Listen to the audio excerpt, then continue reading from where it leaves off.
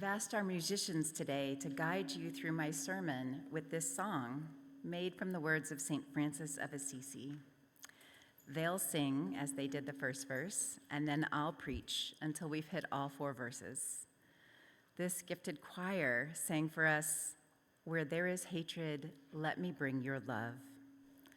Love, which is at the center of our core values, our principles rewritten for clarity, a more concise UU elevator speech. It's been a long 10 months, y'all, has it not? It's often felt like being hit over the head with a hammer.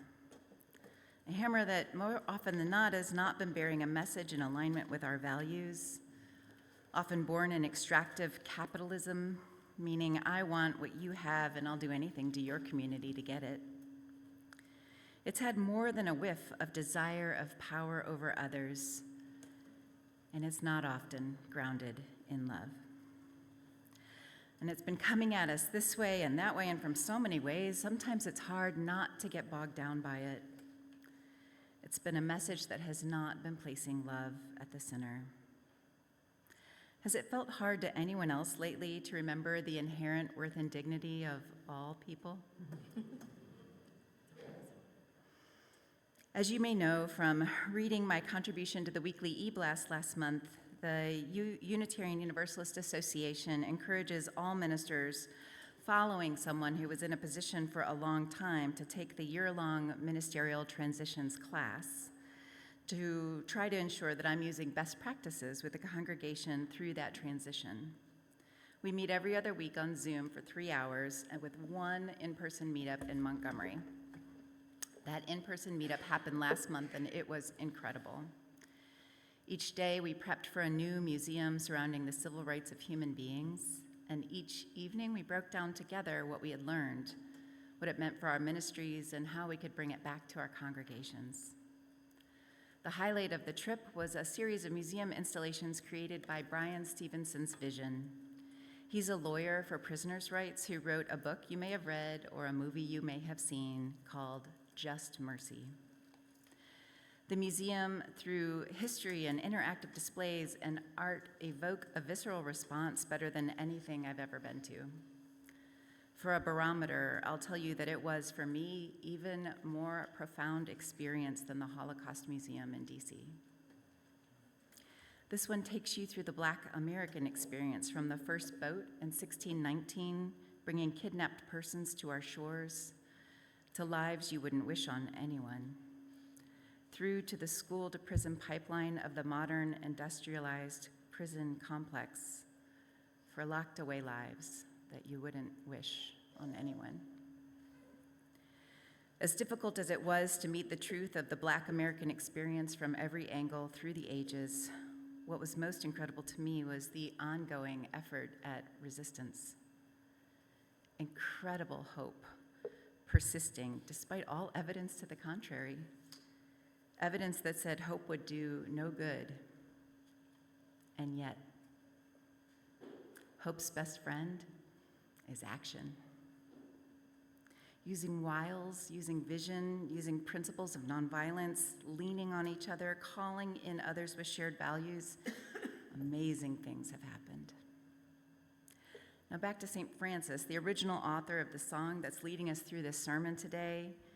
I think it's clear that he was a theist, meaning his words are spoken to a God of his faith. And some of you here are theists, and some of you are not, and some of you are hedging your bets. But what allows us to come together in community is our covenantal faith rooted in our shared values. These words of his apply for all of the non-theists too. Let me tell you how.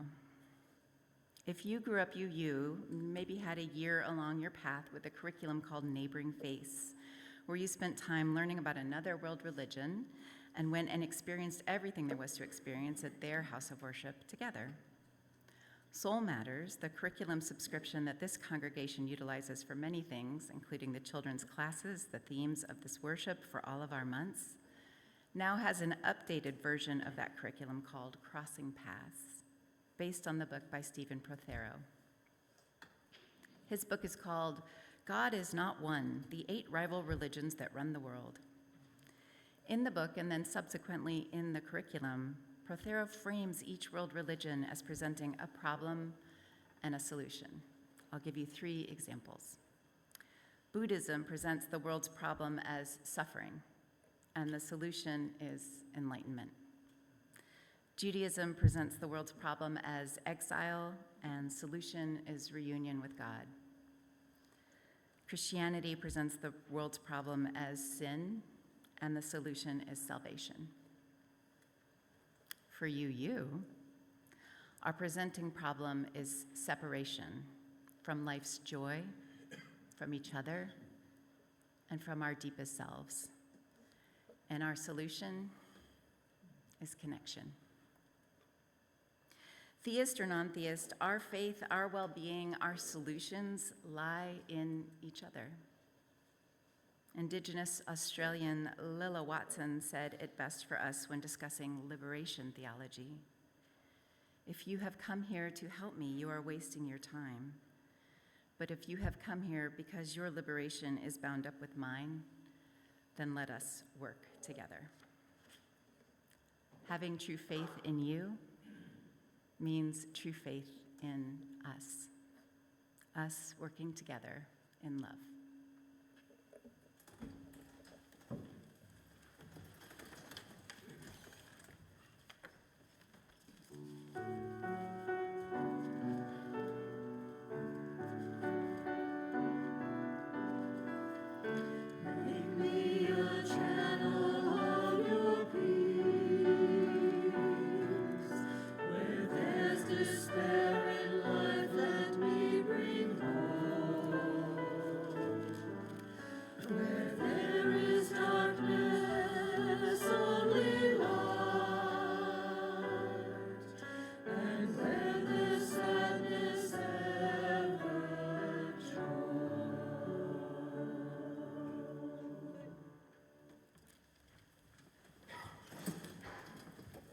Where there is despair in life, let's bring some hope. Preach it, St. Francis. There's a new professor here at my seminary, Vanderbilt, the Reverend Dr. Yara Gonzalez Justiano, and she has a book about hope in a colonial world. In the very first line of her book, she lets us know that there is a Puerto Rican saying, "There is no evil that lasts 100 years, nor a body that endures it." Fellow author Anne Lamott says it even more plainly than that. 100 years from now, all new people. Right now, it may feel like people with power are tanking things, but let us remember, they too shall pass. I agree with St. Francis's desire for there to be only light where there is darkness and only joy where there is sadness, in theory. If you haven't watched the cartoon movies Inside Out 1 and 2, it should be the very first thing that you put on your to-do list. If for no other reason than the latest feeling characters are hilarious. Among others, they introduced Ennui, who has a laissez-faire attitude embodied by teenagers everywhere. Spoiler alert, we learn in these movies that sadness and darkness are important feelings to feel. Joy is more joyful when we have swum through a sea of sadness. Light is more welcome and incredible when resurfacing from a period of darkness. Justice is more celebrated after a period of the law having been completely ignored. Let us celebrate our fellow brave Americans who have run campaigns against the machine and won like they did earlier this month. To talk about hope in a time of despair is an act of resistance. Can we be the bearers of hope? Resistance and persistence are acts of life, of choosing to carry on without being beaten down. And when we cannot have hope, can we hold space for despair for each other until we can pick hope back up again? This church is a space where despair can be transformed. It's not an empty hope, rather one forged in fire together. Where there is despair, let us bring hope.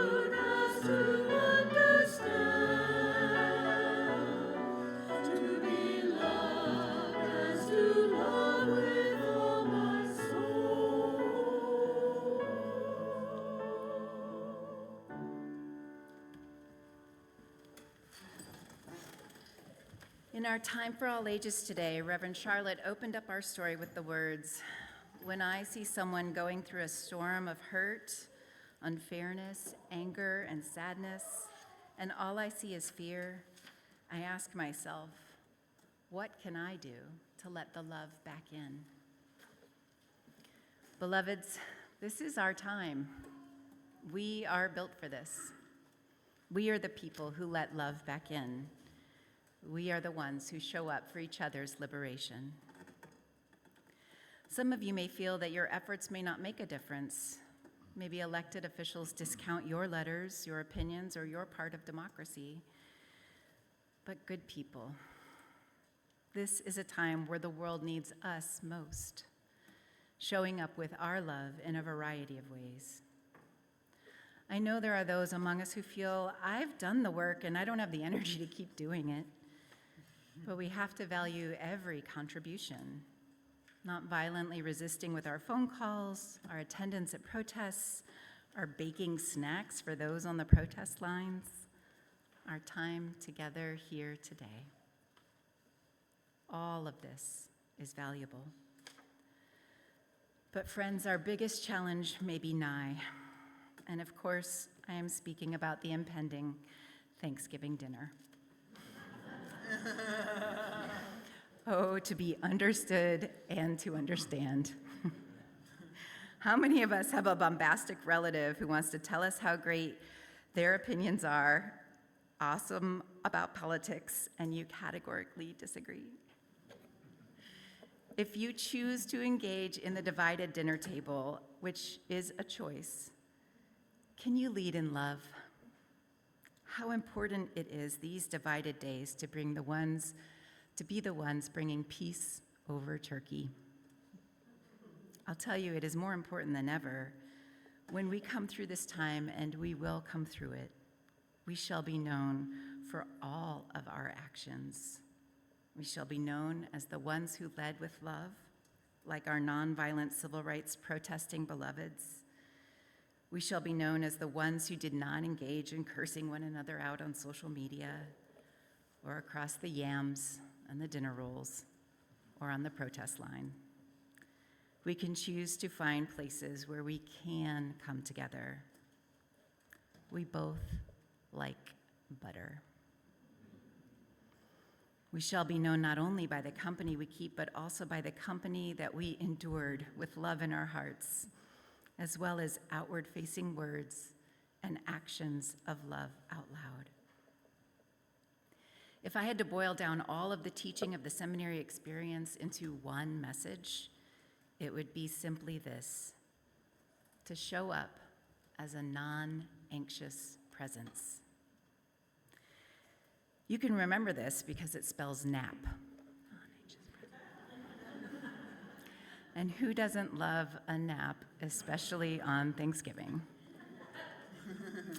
This Thanksgiving, let us be grateful for all of those who are easy in our lives. And for those who are not easy, show up with your love and with a nap.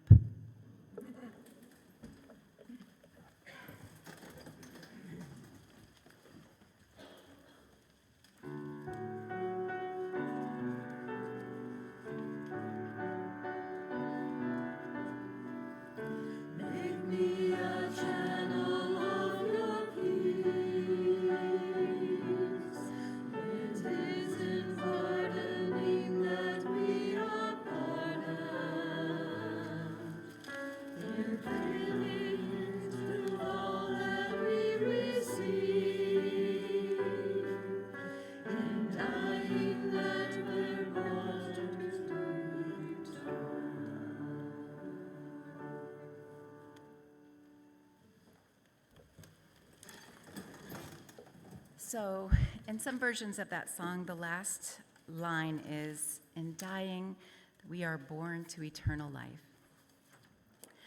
For some of you who may be having an allergic reaction to the phrase, "In dying, we are born to eternal life," hang in there with me. UU's discussing eternal life is a bit of a sticky wicket, as we don't really teach or know if dying brings us to eternal life. But let me tell you a story that may give you as much comfort as it gave to me. My favorite professor in seminary was the Reverend David Buttrick. He and his wife, Betty, had a tradition of inviting all of the Thanksgiving orphans to dinner. It started with students far from home, but the circle was truly drawn wide. They invited their church members with mental health issues whose families had rejected them. They invited prostitutes in off the street. They invited literally anyone who needed a place to be safe, to eat, and to be in community. I enjoyed more than one Thanksgiving dinner at the Buttricks. I looked up to David and Betty, and I stayed connected to them long after seminary and eventually attended Betty's funeral. Several months after Betty died, I asked David if he believed in a heaven as described in our childhoods, and if he thought Betty would be there waiting for him. He gave me the best, most calming answer for an existential crisis. He said, "What I know about our time after now is that I will join my beloveds in the mystery." What we can know about the hereafter is that we will all be part of the mystery. This answer has brought me more comfort than you can know. But possibly more difficult than eternal life is the concept of pardoning those who have done us wrong, who have done us wrong. In my first ministry upon ordination, I was hired by our public school district to do restorative justice work with our teens at the local alternative school. If you're not familiar with this terminology, it means you got kicked out of your regular high school and were sent to this alternative school as a last-ditch chance at education. Or in other words, the school-to-prison pipeline is still alive and well. I spent the first 3 months just taking kids for walks who had exasperated their teacher and had subsequently been booted from class. And this did two things for me. When they realized I was not a part of the punitive experience of school, and I was really just going on a walk with them, they were not in class, and they were usually allowed to be on the grounds of the school outside.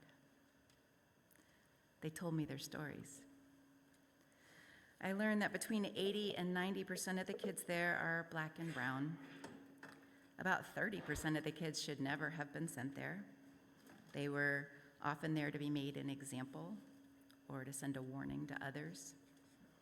Between 80 and 90% of the kids there are from families who, for whatever reason, had not been able to support their growth or their needs for clothing or food or shelter, and often love. About 95% of the kids had never been taught to apologize, had never learned a rupture and repair process. As I got to know the kids and learned to parse out truth from boasting, it became clear to me that taking accountability for their mistakes in their lives was seen as soft. And for many of them, softness was dangerous. Definitely dangerous emotionally and possibly dangerous physically. The second thing I learned on these many walks with these children were that for offenses, many of them, they did commit them, but few, if any of them, had ever apologized to anyone. How were they successfully to return to their school communities pardoned after time served if everyone was still angry at them and there had been no repair? The more I started to talk about this, the more I realized that a failure to understand and practice a rupture and repair process is not unique to alternative school. I don't know if it's uniquely American, but I know that we collectively struggle in this arena. It's hard sell when there's a lot on the line. But anywhere that there is a healthy, grounded community, there is a rupture and repair process that includes these 4 things: taking responsibility for your actions. You can explain your intent, but only if you acknowledge the impact and own that too. Ask the one that is hurt how you can make amends, and if it's within your reach to do it, do it. Ask finally if you have understood everything that you need to, or do you need to tell me more so that I understand all of it? So, how do we live in this time when grounding and gratitude often feel elusive? After all, we're trying to understand what it means to be grounded through nail-biting elections, bombastic relatives around a table, ICE disruptions in our community, democracy fading through our fingertips. Hope is a choice. It is so easy to go to despair, but we need each other to remember to live in hope and in action in these times. Gratitude is something we have to create. Our problem is separation. Our solution is connection. For our liberation is bound up together.